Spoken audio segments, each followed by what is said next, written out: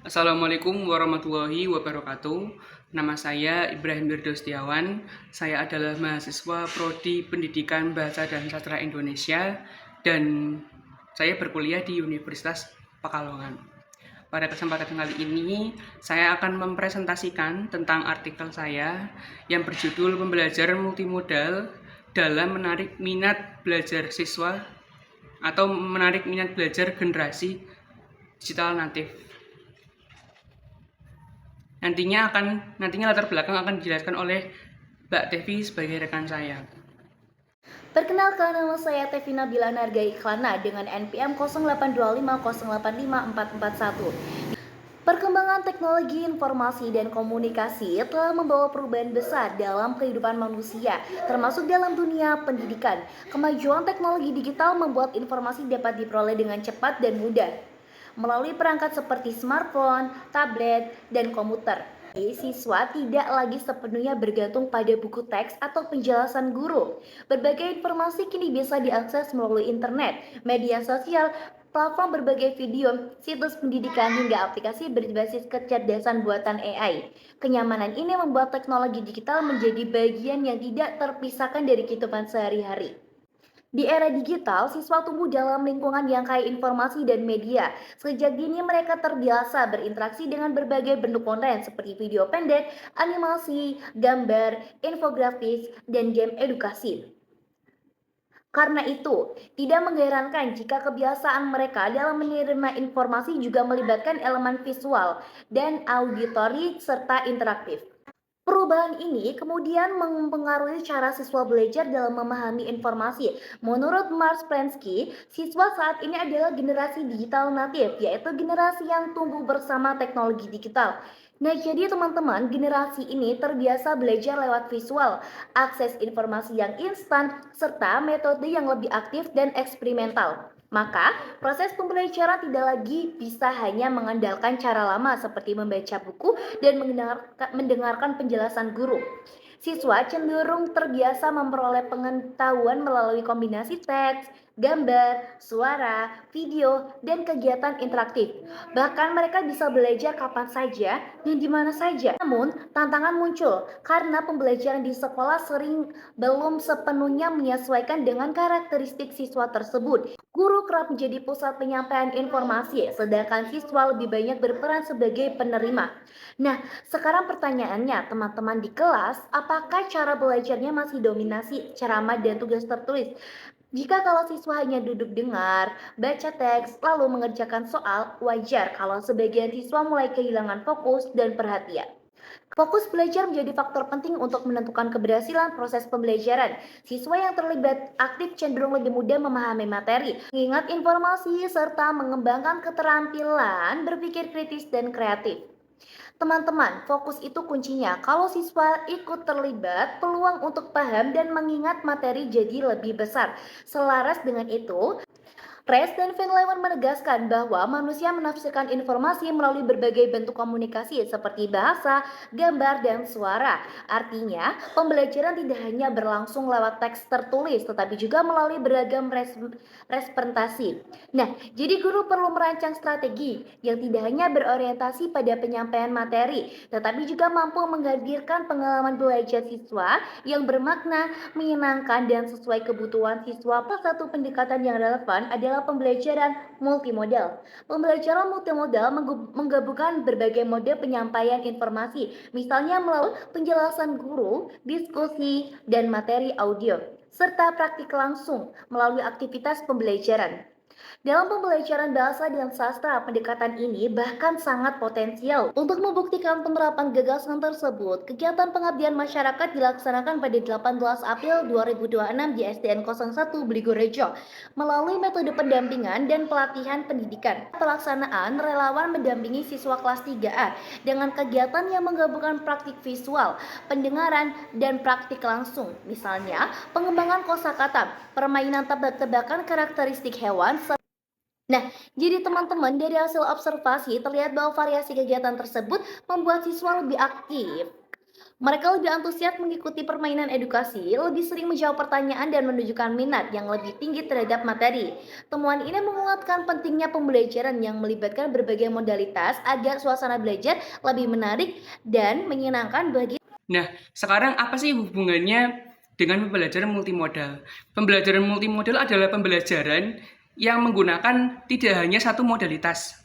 Modalitas ada banyak, yang ada visual, ada auditori, ada kinestetik.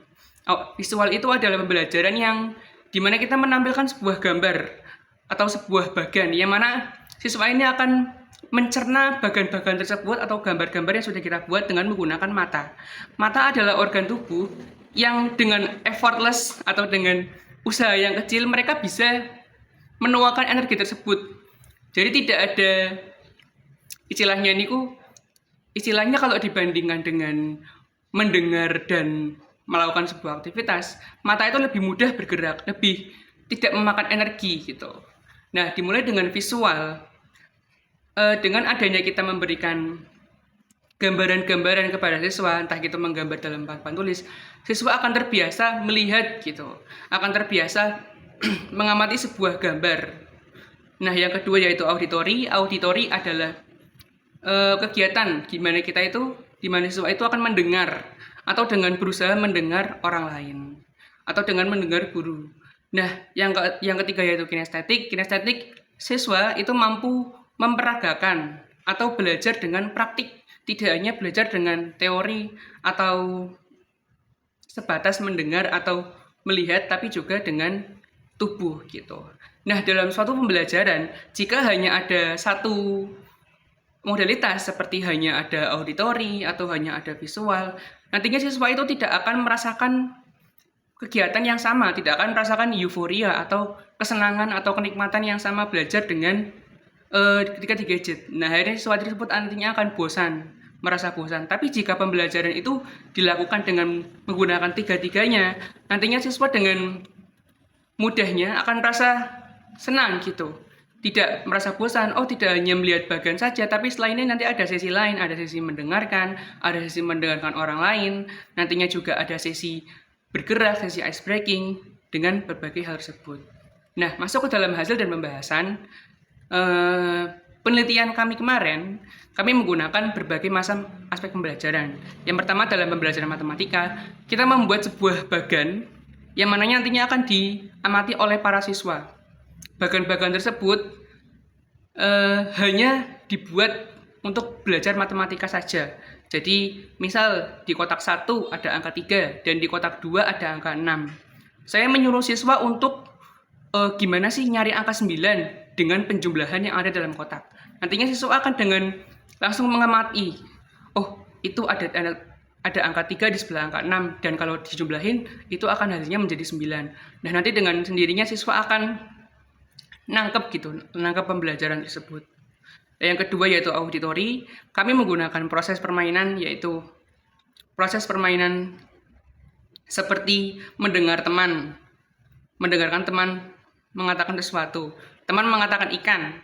Nah, kita sebagai siswa yang selanjutnya harus mengatakan sebuah kosakata, itu kita mengatakan kosakata atau mencari kosakata yang berawalan huruf N. Karena huruf N adalah huruf yang terakhir dari huruf ikan.